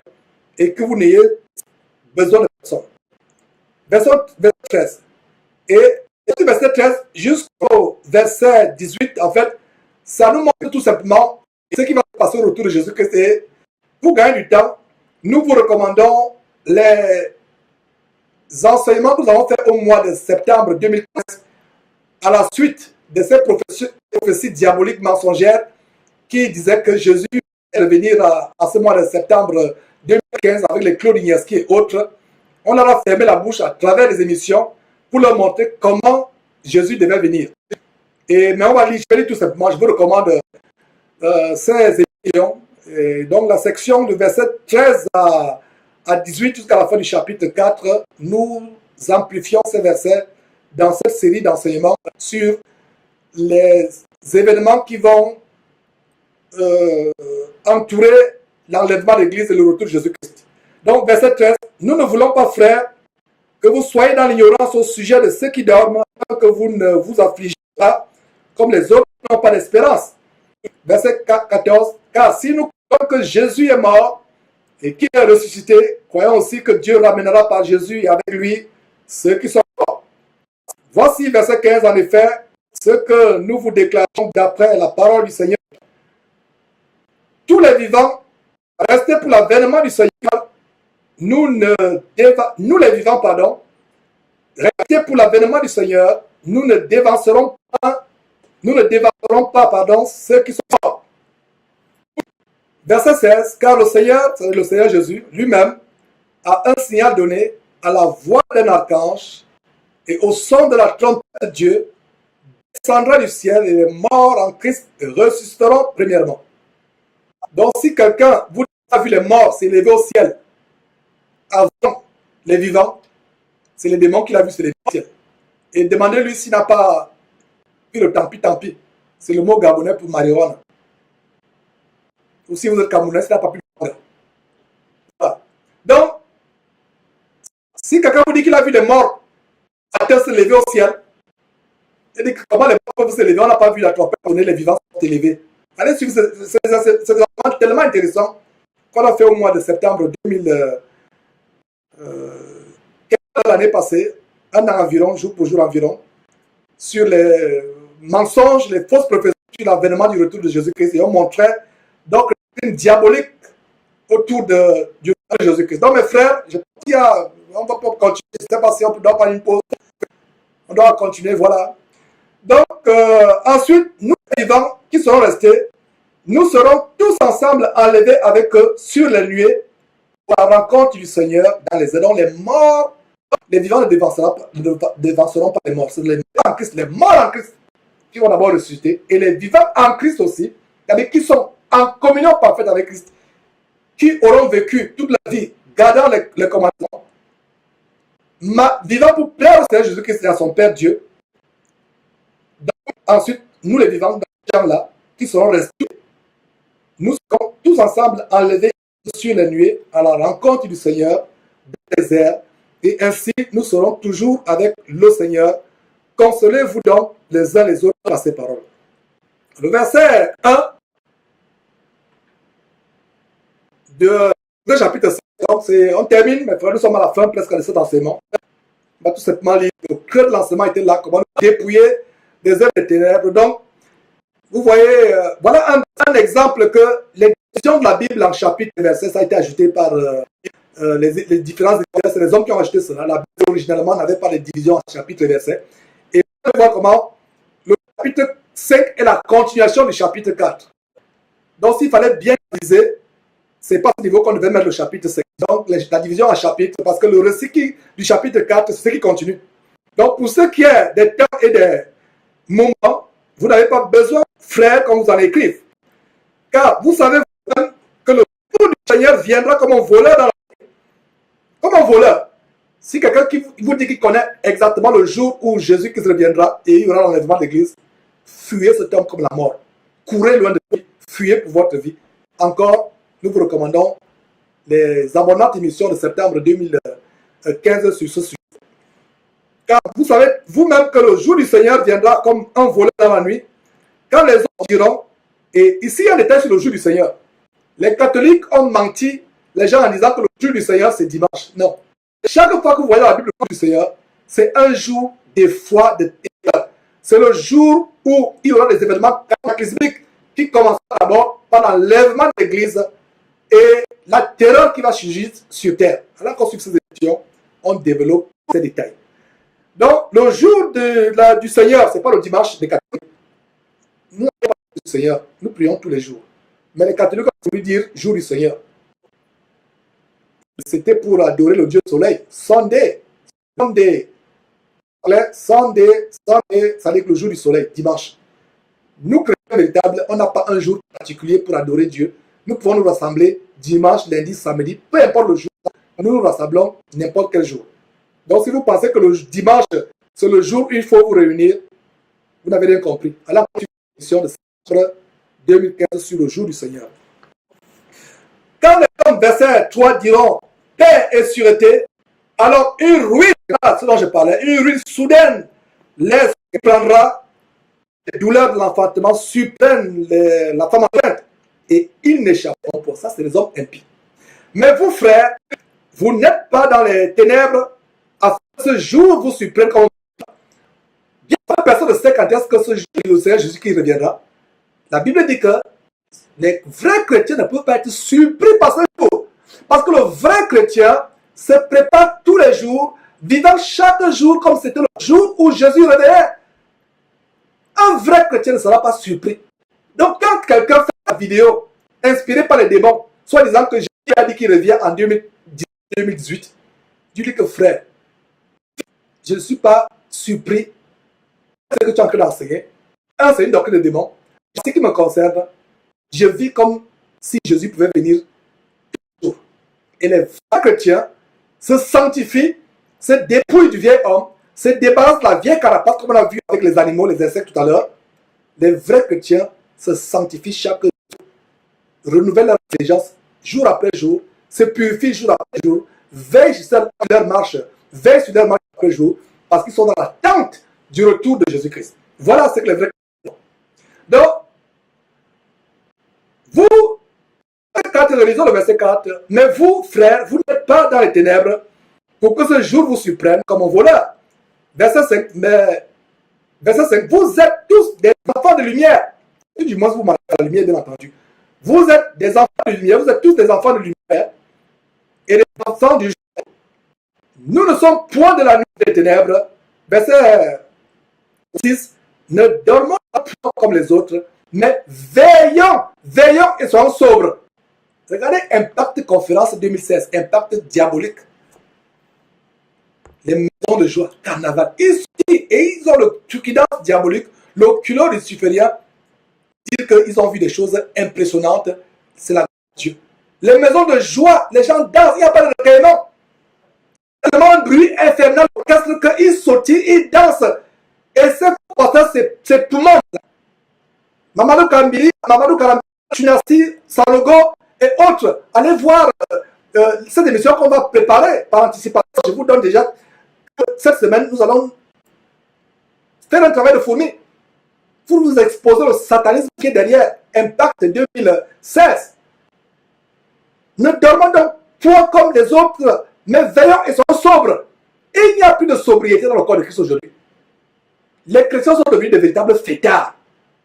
Les hommes de joie qu'ils appellent l'église, rien avec les boîtes de nuit, rien que le bruit l'orchestre, ça incite à la jouissance du péché.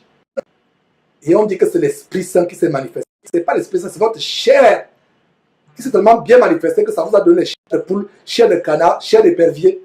Et vous sortez de là, vous dites que c'est l'Esprit. C'est chair de poule. Et tous les autres galinéciques qui peuvent exister, donc vous avez la chair dans la manifestation avec vos pensées charnelles, avec le vieil homme. Alors que l'Évangile nous dit de nous débarrasser du vieil homme. Ne dormons donc point comme les autres. Mais le verset dit quoi? Soyez donc et soyons sobres. Il y a deux catégories de chrétiens. Ceux qui dorment, l'assouplissement spirituel. C'est pour cela qu'il y a une chose que je vous dis toujours, que si il y a une chose que vous devez demander dans cette fin de temps à Dieu, demandez le discernement. Gens à souper. Ne dormons point. Il y a une autre catégorie.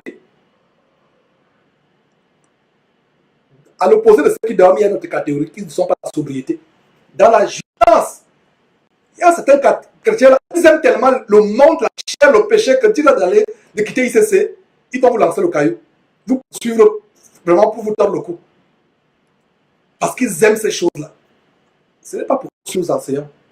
Nous enseignons pour ceux qui veulent plaire au Seigneur et suivre cette parole. Ceux qui rejettent cette parole, on a lu tout à l'heure, ne rejettent pas Georges, mais rejettent Dieu. Ne dormons pas. Ne nous plaisons pas dans les maisons de joie, les bordels qu'ils appellent église. Mais soyons sobres, mes frères et sœurs. Ne nous enivrons pas. Sortons des maisons de joie. Le verset 7 dit, car ceux qui dorment la nuit, et ceux qui s'enivrent la nuit. Cette Impact conférence. Après cette conférence, beaucoup ont conclu cette conférence avec la fornication. Toi qui me suis, qui a été à la conférence Impact ICC 2016, tu sais que je dis la vérité. Après cette conférence, tu as terminé avec la fornication. Tu écouteras ce message et tu sauras que je dis la vérité. Et tu te reconnaîtras dans ce message que je dis. On aura les témoignages des choses à venir. Et toi qui m'écoutes, tu viendras dire que non, Georges, quand tu parlais, c'est de moi que tu parlais. Qu'après cette conférence Impact, je suis parti et me voilà, me retrouve là pour fêter, célébrer cela. Ça s'est terminé dans des maisons de joie. Ça s'est terminé avec la fornication, la démon sexuelle. Tu viendras, si le Saint-Esprit te convient pour dire, Georges, c'est de moi que tu parlais. Et tu n'es pas seul. Beaucoup se reconnaîtront dans ce qu'il dit. Continuons, mes frères. Mais, verset 8, mais nous qui sommes du jour, c'est-à-dire que les enfants de la lumière de l'évangile, pas la lumière du faux évangile, nous qui sommes du jour, soyons sobres. La sobriété, la modestie, la réserve. Soyons sobres. ayant revêtu la cuirasse de la foi et de la charité, et ayant pour casque l'espérance du salut. Ce verset rappelle Éphésiens chapitre 6, verset 12, qui nous dit de nous revêtir de toutes les armes de Dieu, et jusqu'au verset 18, ces armes sont énumérées. Ici, il est dit cuirasse de la foi. La cuirasse, cette pièce faisait partie des arsenaux de guerre des Romains. La cuirasse protégeait la poitrine. Un soldat romain aguerri à l'art martial, à l'art de guerre, savait que si son javelot atteignait le cœur, il s'assurait la mort instantanée de l'ennemi. Donc les archers, les javelots d'élite de l'armée des empereurs romains visaient le cœur. Et les ennemis, même les Romains eux-mêmes, avaient le bouclier ou la cuirasse pour le cœur. La cuirasse, la foi. La foi vient de quoi? La foi vient du cœur. Mais le cœur, c'est une figure de style, c'est une image pour montrer la partie la plus profonde de notre intelligence.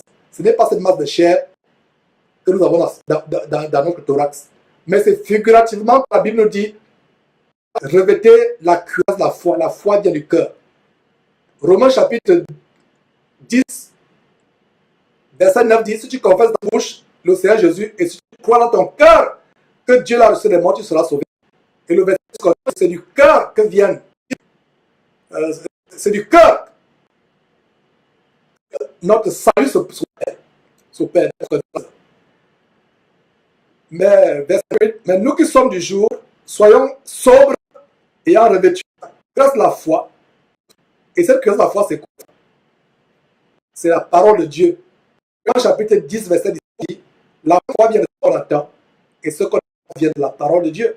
Donc, vous revêtez la véritable cuirasse de la foi, c'est prendre cette parole, la mettre dans votre cœur, quels que soient les javelots, les traits affreux du malin, du diable, qui sont jetés contre vous, ils vont trouver que vous êtes enveloppé dans cette cuirasse qui protège votre corps, votre cœur, le centre de votre vie, et ces javelots ne vous feront aucun effet parce que ces javelots ont heurté sur la cuirasse qui enveloppe votre cœur, qui protège votre cœur, la cuirasse de la foi avec la parole de Dieu. J'espère que c'est clair. Ouais, tout à l'heure, on vous a montré comment la parole de Dieu utilise les éléments de la nature, les insectes, les animaux pour enseigner. Ici, regardez l'imagerie avec les instruments de guerre. Et aussi le casque du salut, le casque. Même jusqu'à aujourd'hui, les soldats ont les casques pour protéger la tête. Les projectiles, des armées ennemies. Verset 9. Car Dieu ne nous a pas destiné à la colère, mais à l'acquisition du salut par notre Seigneur Jésus-Christ. Verset 10, qui est mort pour nous, afin que soit que nous veillions, soit que nous dormions, nous vivions ensemble avec lui.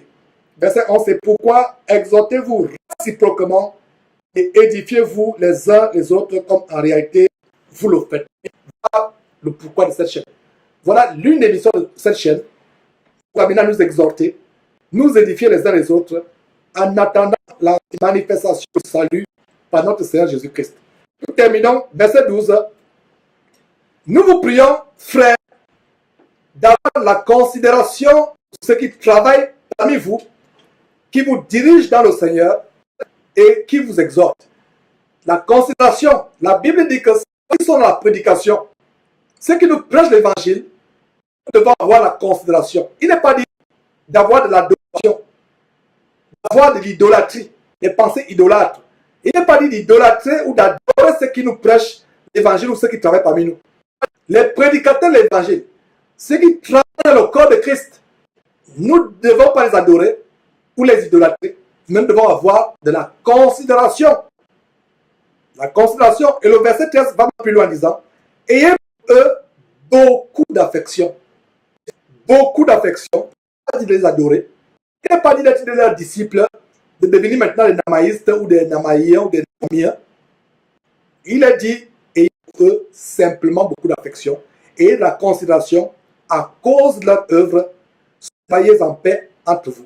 Beaucoup de chrétiens ont compris cette considération envers les hommes de Dieu comme étant idolâtrie. Idolâtrie à en enfer. directement en enfer. Verset 14. Nous vous en prions, frères, avertis qui dans le désordre. À ça, ce que je viens de vous lire là, Jésus-Christ TV le fait. Et c'est pour cela que les gens n'aiment pas cela. Les gens n'aiment pas se faire avertir. Ils disent, laissez-nous, ne nous jugez pas, laissez-nous faire, Dieu juge lui-même juge. Que dit ce verset? J'ai l'impression qu'on a la même Bible. Vérifiez si ce verset est aussi dans votre Bible. Vous qui dites que Jésus-Christ a fait trop, tu passes le seul saint sur terre, tu passes le temps à dénoncer, tu passes le temps à prêcher sur le péché, tu passes le temps à exposer les autres. Vérifiez avec moi. C'est pour ça que je dis vérifiez si c'est ce qui est écrit. Le verset 14 dit quoi? Nous vous en prions aussi. C'est même une recommandation avec beaucoup que l'apôtre adresse aux Thessaloniciens. C'est ce que nous faisons tous les jours ici. Nous vous en prions aussi, frères, avertissez ceux qui vivent dans le désordre, soit qui escroquent avec l'évangile, soit qui violent les femmes et les enfants dans les assemblées, soit qui commettent bien les autres, qui sont dans la prostitution, l'adultère, qui vendent l'évangile, qui trafiquent avec le nom de Jésus-Christ. Ça, c'est le désordre. Il a dit quoi? Avertissez! Et un acte d'amour. Je ne demandais pas qu'Ivan Kassano se trouve en enfer. Maman Kambiri se trouve en enfer. Ou Marcelo Tinassi se trouve en enfer. Parce qu'ils ont passé le temps à pour construire des temples faits de main d'hommes. Et le jour du jugement, le Seigneur Jésus-Christ va leur dire, retirez-vous de moi, ouvriez l'iniquité. Je n'ai jamais envoyé un de mes disciples sur terre pour que les gens construisent des temples faits de main d'hommes. Les temples que les frères disciples bâtissent, c'est les temples de leur corps. Les avertissant de vivre dans la sanctification, dans la piété et de s'abstenir des convoitises de la terre. Donc, retirez-vous de moi et il va ordonner à ses anges de vous jeter dans le lac de feu et de soufre qui ne se tiendra point. Donc, c'est le temps aujourd'hui de Karambiri, Makanassi, Mamadou Karambiri, Joël Tatou, Ntengue et tous ces clics de la bande des criminels évangéliques, des criminels évangéliques à bande organisée, tous ces ténors, Mahomet Sanogo, l'occasion de se repentir. Ils sont tellement nombreux que jusqu'au matin, je ne terminais pas leur liste. Ici, même chez nous aux États-Unis encore, n'en parlons plus. Puisse Dieu susciter une version anglaise de Jésus-Christ. C'est-à-dire qu'une autre chaîne qui n'est même pas associée avec nous, qu'on ne connaît même pas, mais qui fait aussi le travail de Jésus-Christ TV pour les États-Unis. Dieu nous a donné la mission, notre lopin de terre, dans cette mission, en Christ Jésus, c'est la francophonie. Nous en prions, frères, avertissez ceux qui vivent dans le désordre, consolez ceux qui sont abattus, consolez ceux qui sont abattus. Voilà donc le détail d'amour que nous avons les uns vers les autres. Supportez les frères, voilà, supportez les frères, usez de patience envers les autres et plaise à Dieu. Quand nous aurons maintenant des émissions sur le fonctionnement de l'église de maison, peut-être on va revenir sur les détails. Verset 15. Prenez garde que personne ne rende à autrui le mal pour le mal, mais poursuivez toujours le bien, soit envers vous, envers les frères et sœurs en Christ, soit envers tous les non-chrétiens. Soyez toujours joyeux. Il n'est pas dit soyez joyeux quand tu vas bien. Soyez joyeux quand on a eu une augmentation de salaire. Soyez joyeux quand on vient de voir un boulot. Soyez joyeux quand on vient de voir une femme ou un mari. Soyez joyeux quand on vient de voir un visa pour aller aux États-Unis ou en France. Il dit soyez joyeux, même dans les afflictions. Même quand on vient de vous licencier du travail, soyez joyeux. Vous venez de perdre votre boulot, vous venez de perdre votre femme, votre mari, votre enfant par la mort ou un accident, vous venez de perdre votre maison par un incendie, vous venez de perdre quoi que ce soit que vous tenez à cœur, continuez à être joyeux. La Bible dit soyez toujours joyeux. Il n'y a pas d'exception dans la Bible où un chrétien doit perdre sa joie. Regardez comment ce sujet de joie parfaite, même les persécutions, les tribulations auxquelles nous sommes exposés. Soyez toujours. Ce verset est encerclé dans ma Bible. Ce verset est encerclé. Soyez toujours joyeux. Toujours joyeux. Soyez toujours joyeux. Retenez ce verset. Il y a les plus courts versets de la Bible. 1 Thessaloniciens chapitre 5 verset 16. Soyez toujours joyeux. 3 mots. Soyez toujours joyeux. Et un autre verset qui est aussi court, verset 17. 1 Thessaloniciens 5, 17. Priez sans cesse. C'est des choses que nous devons développer de plus en plus. Pour ceux qui parlent abondamment la langue. Parce que quand vous parlez en langue, c'est une prière plus excellente. Vous rendez de plus d'exclamation de grâce à Dieu quand vous parlez en langue. Et vous qui ne parlez pas en langue, ne parlez pas encore en langue, continuez à l'intelligence, mais si vous parlez en langue, parlez abondamment en langue. Vous n'avez pas besoin de parler à haute voix. Priez sans cesse.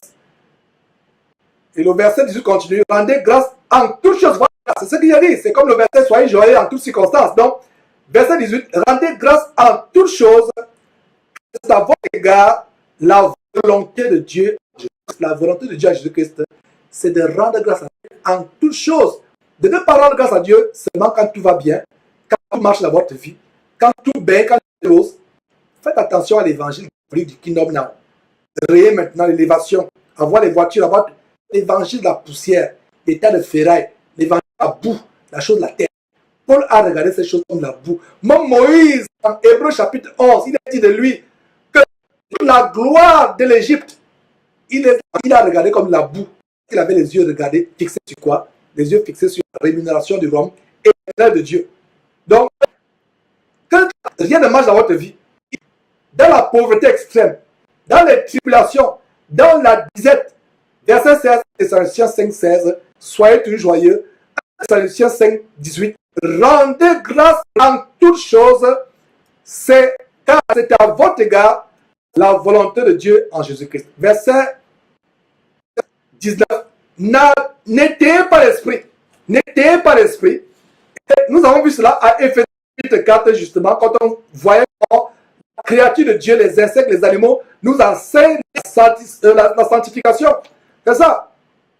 Nous avons vu ça dans Éphésiens chapitre 4, verset 30. N'attristez pas le Saint-Esprit. Notez ce verset. Éphésiens chapitre 4, verset 30. N'attristez pas l'Esprit de Dieu, par lequel vous avez été scellés pour le jour de la rédemption. Et un des moyens par lequel, selon Éphésiens chapitre 4, verset 30, on attriste le Saint-Esprit, c'est par la chair, en vivant, en maintenant le vieil homme. Le Saint-Esprit a attristé, affligé.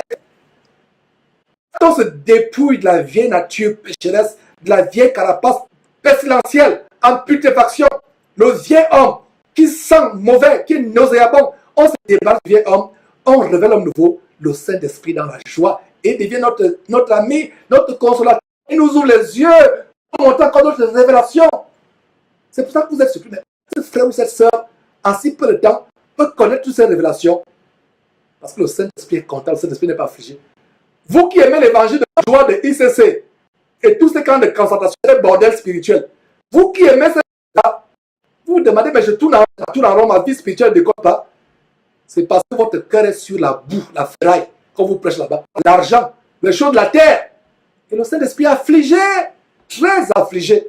Donc, Éphésiens chapitre 4 dit, n'affligez pas le Saint-Esprit de Dieu, par lequel vous avez été scellés pour le jour de la rédemption. C'est ce que reprend,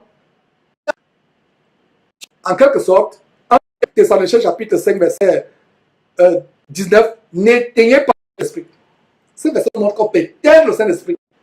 Donc, il y a un débat dans le corps de Christ qui dit que quand vous avez reçu le Saint-Esprit, vous ne pouvez plus partir. Je ne sais pas quelle Bible lise. À partir d'aujourd'hui, d'abord, ce verset, je l'encadre dans ma Bible. Le verset nous montre que le Saint-Esprit, vous avez reçu de Dieu, vous allez l'éteindre par votre marche. Mes frères et sœurs, cette révélation fait peur. Il y a certains chrétiens là, ils pensent être le Saint-Esprit. Ils pensent avoir le Saint-Esprit, mais ils sont éteints. Mais plaît à Dieu à partir d'aujourd'hui en écoutant cet enseignement. Rien ne lui est possible, il est souverain. Il peut rallumer le Saint-Esprit. Maintenant, c'est votre responsabilité d'entretenir cette flamme. Comme les 5 vierges qui savaient bien entretenir la flamme de leur lampe en s'assurant qu'il y a toujours de l'huile à l'intérieur. Contrairement aux 5 vierges folles qui ne se souciaient même pas de leur lampe au point où la flamme qui était dans leur lampe s'était éteinte. Les frères de sœurs, verset 19, n'éteignez pas le Saint-Esprit. Quelle révélation phénoménale. Voilà la révélation que le Saint-Esprit dans la vie ou dans le corps d'un chrétien peut être éteint. Éteint, ça veut dire qu'il n'existe plus. Quand la lumière est éteinte, est-ce qu'il n'y a pas la lumière? Il y a un débat là parmi les chrétiens qui disent non, le Saint-Esprit, quand vous l'avez, il ne peut plus partir. Voilà le verset qui me donne la révélation aujourd'hui. Soulignez ce verset. 1 Thessaloniciens chapitre 5, verset 19. n'éteignez pas le Saint-Esprit. N'éteignez pas l'Esprit, donc le Saint-Esprit peut être éteint. Ne méprisez pas les prophéties. Et une manière aujourd'hui de mépriser les prophéties, c'est d'accepter toute chose, d'attribuer toute prophétie dans le Dieu. 1 Jean chapitre 4, verset 1 dit, ne donnez pas foi à l'esprit, éprouvez les esprits. Une manière par laquelle on méprise les prophéties aujourd'hui, c'est qu'on attribue au Saint-Esprit des prophéties qui ne viennent pas du Saint-Esprit. On appelle prophéties des prophéties qui ne sont pas des prophéties. Et on méprise les véritables prophéties qui viennent de Dieu. La preuve qu'une prophétie est de Dieu, c'est qu'elle est conforme à la Bible. Si une prophétie sur la bouche d'une femme ou d'un homme et qu'elle est contraire à la parole de Dieu, quelqu'un prophétise que je prophétise que tu es une grande enseignante de la parole de Dieu. Partez de l'encourant. C'est un menteur, un mercenaire. J'aime bien le site de Dabo, Karamoko Dabo, le site qui parle de ces gens d'attaque mercenaires. Et Jean chapitre 10 parle également de mercenaires. Voilà l'exemple de prophétie. Oh, mon frère, je prophétise que tu auras des grands ciels, tu auras des avions, tu as des lingots d'or. Fermez la bouche avec Matthieu chapitre 6, ne vous amassez pas les trésors sur la terre et partez de l'encourant. Voilà quelques exemples banals pour vous montrer que, mes frères et sœurs, une prophétie, nous la vérifions avec la parole de Dieu. Ne pouvez pas. Ma sœur, tu vas impacter les gens avec la chanson. Oh, amen, oh, pasteur, vraiment, ma voix là, vraiment, je dois continuer la voix pour continuer, pour chanter comme Maria Carré. Vraiment, donc, oh, amen, pasteur, vraiment. Donc, ma voix aussi sera comme la voix de Whitney Houston. Prophétise que tu vas, quand tu chantes comme ça, les gens tombent à gauche, à droite. Pas ta voix. Pas de la courant. Fuis pour. Parce qu'il n'y a aucun verset dans le Nouveau Testament où on a impacté le monde avec la voix pour chanter. Le monde est impacté par l'évangile dur. Regarde le jour de la Pentecôte. Paul a donné un sermon difficile, dur. Ils ont dit, oh frère, que ferons-nous au secours? Paul leur a dit ce qu'il fallait faire. Une journée, environ 3000 personnes sont converties à Christ Jésus. Ce n'est pas l'évangile qui plaît. L'évangile ou des rockstars. Acte 2016. Quand vous suivez, dès la première minute de cette vidéo qu'ils ont enregistrée, dès la première minute, vous avez l'impression que vous êtes au concert de Rolling Stone. Vous êtes dans un concert, je ne sais pas de quel groupe de métal. Tellement du bruit, comment le Saint-Esprit peut... Mes frères, partez de ces maisons de gens. Les carnavals, ils sont là. L'esprit est éteint. Est-ce qu'ils ont d'abord eu l'esprit pas? L'esprit n'est pas là. L'esprit est attristé. Il ne peut pas. Vous pensez que le Saint-Esprit peut être là où il est attristé? Le verset nous montre qu'il y a des gens qui ont éteint le Saint-Esprit. Verset 19, 1 Thessaloniciens chapitre 5, verset 19. N'éteignez pas le Saint-Esprit. N'éteignez pas. Verset 21. Mais examinez toutes choses, retenez ce qui est bon. Donc, verset 20 dit, ne méprisez pas les prophéties. Nous devons examiner. Parce que quand vous n'examinez pas une prophétie et vous l'attribuez au Saint-Esprit alors qu'elle ne vient pas du Saint-Esprit, vous méprisez le Saint-Esprit. Nous devons examiner mes frères et sœurs. Examiner.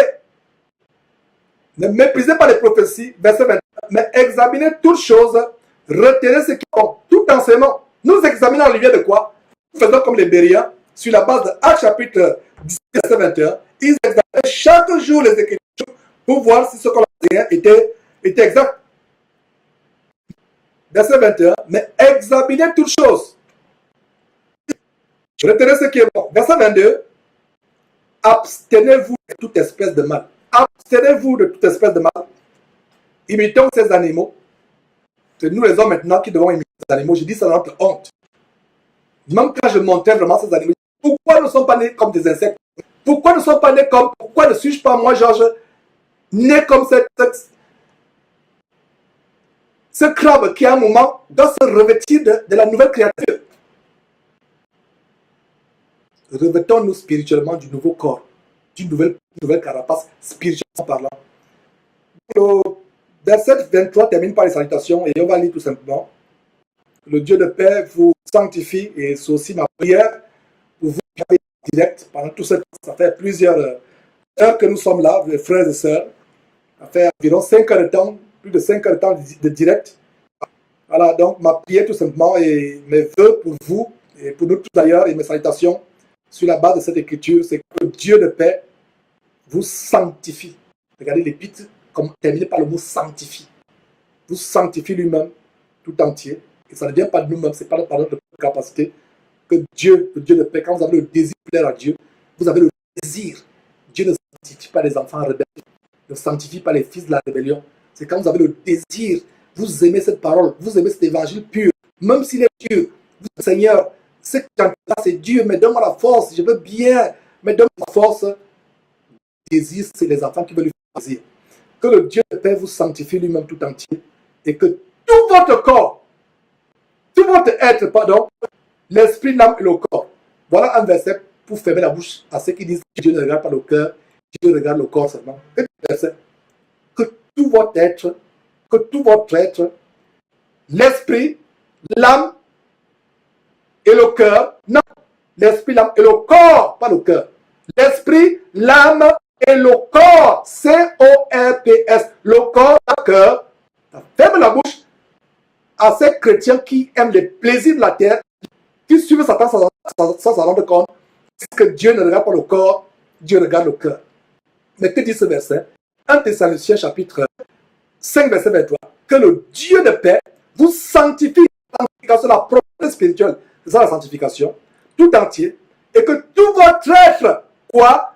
Un esprit, deux l'âme, trois, le corps, pas le cœur, le corps, soit irrépressible lors de l'avènement de notre Seigneur Jésus-Christ. Ça veut dire que si tout notre être, l'esprit, l'âme, le corps, ne sont pas conservés irrépréhensibles au moment où la trompette sonne, nous ratons lamentablement l'enlèvement et nous retrouvons. Il n'y aura pas de deuxième chance. Alors qu'on suit les émissions de septembre 2015, où les gens vous enseignent qu'il y aura une deuxième chance, il y aura un premier enlèvement, un deuxième enlèvement, 7 années de tribulation, c'est un mensonge venu tout droit des quartiers généraux de Satan dans les lieux célestes démoniaques, sataniques, ténébreux.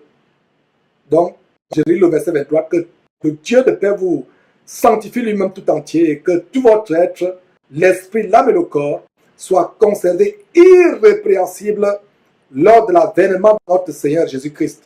Celui qui vous appelait fidèle, et c'est lui qui le fera. Frère, priez pour nous. Mon frère m'a suivi sur cette émission. Prie pour Georges. Prie pour l'équipe de Jésus-Christ TV. Prie pour toutes les trompettes à travers le monde. Même si je ne les connais pas, il y a encore des sérieux fidèles à travers le monde. Fidèles de Jésus-Christ. Priez pour nous. Sans vos prières d'intercession à Dieu. Parce que nous ne sommes pas parfaits nous-mêmes. Il y a des faiblesses, il y a des manquements, il y a des omissions, il y a des défaillances. Priez pour que Dieu nous rende parfaits. Afin que nous ne soyons pas rejetés après avoir péché les autres. Afin que malgré les ennemis qui viennent jour après jour comme des dessins d'abeilles contre nous, nous soyons infléchissables. Priez pour que Dieu rende notre visage plus dur que celui de l'acier. Plus dur que l'acier, plus dur que le roc, plus dur que le diamant. Priez pour que nous soyons infléchissables, inébranlables, malgré toutes les stratégies de l'ennemi à nous perturber, à nous penser que nous sommes inébranlables et fermes dans la dénonciation. Continuons à exposer les œuvres des ténèbres, continuons à dénoncer ces gens, continuons à dénoncer, à exposer l'évangile pur, l'évangile de la sanctification, que nous nous retournions à ce que nous avons vomi, que nous soyons de jour en jour en train de faire des progrès, que nous nous affermissions dans la protection sans laquelle personne ne peut nous sauver. Priez pour nous, frères et sœurs. Et nous prions aussi les uns les autres, nous prions également pour vous. Verset 26, salut les frères par un baiser. Il n'est pas dit salut les frères par un baiser charnel. Et je me rappelle même dans le ministère de la Voix, les gens mettaient déjà ces versets à l'application charnellement. Oh ma soeur, bonne soirée, le séminaire vient de finir par un saint baiser. Et finalement, un baiser, vous rencontrez, vous voyez que ce n'est plus le saint baiser, c'est vos lèvres qui sont touchées. Ce n'est pas un baiser charnel. Je mets la parenthèse, ça me rappelle ce qui s'est passé dans le ministère de la Voix que par la grâce de Dieu nous avons exposé. Ça commence par un oh mon frère, c'est un baiser. Et voilà comment on a des Américains, j'aime en anglais quand les Américains disent entice. Je ne sais pas comment on peut dire entice. Voilà comment on a pâte. On n'est pas fort là. Je ne sais pas si quelqu'un vraiment peut rapidement, parce que peut me donner la vraie définition en français, entice, par un baiser. Voilà maintenant les frissons, on ressent les frissons. Plus tard, ça termine dans la fornication. La Bible ne dit pas, saluez-vous par un baiser charnel, par un saint baiser. La pression est de taille. Donc, saluez-vous saluez tous les frères par un saint baiser. Verset 27, je vous conjure par le Seigneur que cette lettre soit lue à tous les frères. Voilà, Paul avait conjuré par le Seigneur Jésus-Christ que cette lettre soit lue à tous les frères. Et près de 2000 ans après, derrière cette trompette qui porte le nom du Seigneur Jésus-Christ TV, nous avons lu cette lettre. Depuis des semaines avant qu'on a commencé à la lire, on a terminé cette lettre aujourd'hui. Nous sommes purs de votre sang.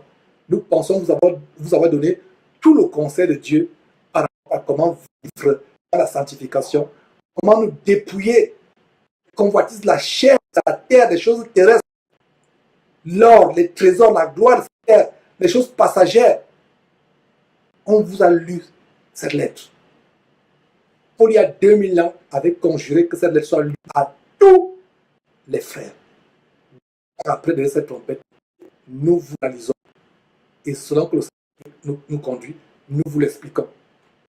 Verset 28, que la grâce de notre Seigneur Jésus-Christ soit avec vous tous. Mes frères, c'est par ce verset que nous disons